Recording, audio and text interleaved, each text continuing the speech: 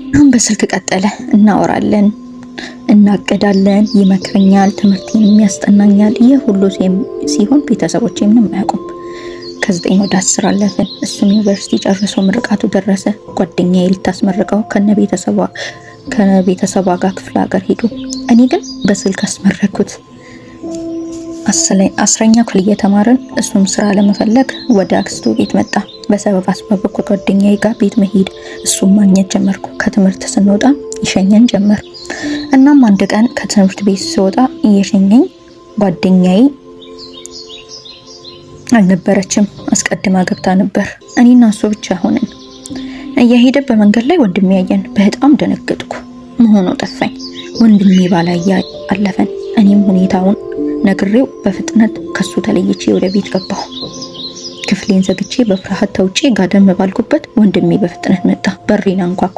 እየፈራው ከፈትኩለት። በጣም ተናዷል፣ ግን ንዴቱን ለመቆጣጠር እየሞከረ ምንድን ያየሁት አለኝ። የጓደኛዬ ዘመድ እንደሆነና እሷን ፍለጋ መጥቶ በአጋጣሚ እንደሸኘኝ ፈራ ተባ እያልኩ ነገርኩት። አላመነኝም። በግልጽ እንድነግረው ካልሆነ ለአባቴ እንደሚናገር ዛተብኝ። ፈራው።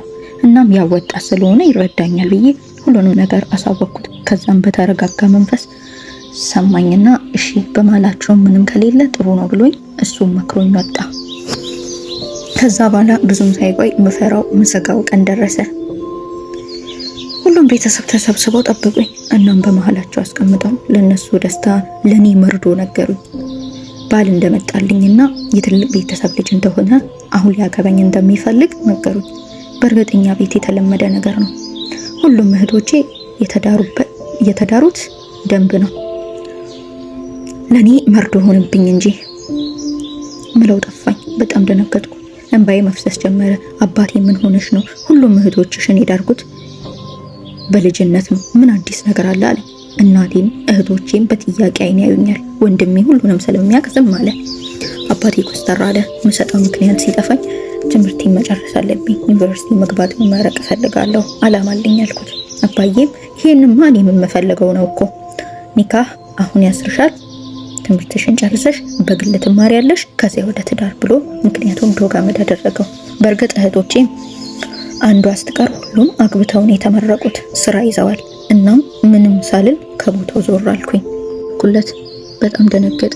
እናም ከቤተሰብ እንዳትጣይ ግን ትምህርቴን ልጨርስ ብለሽ አዘናጊያቸው እና እኔም ፕሮሰስ እየጨረስኩ ስለሆነ ወደ ኢሮፕ ስለሚሄድ ኒካህ ስሬ ወደ ራሴ ወስድሻለሁ፣ በፍጹም እንዳትስማሚ ብሎ ተስፋ ሰጠኝ።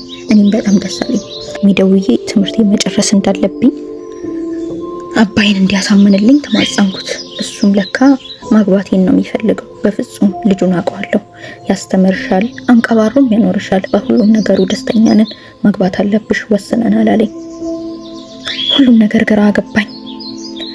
እሱም ፕሮሰሱን ጨርሶ ኢሮፕ ገባ።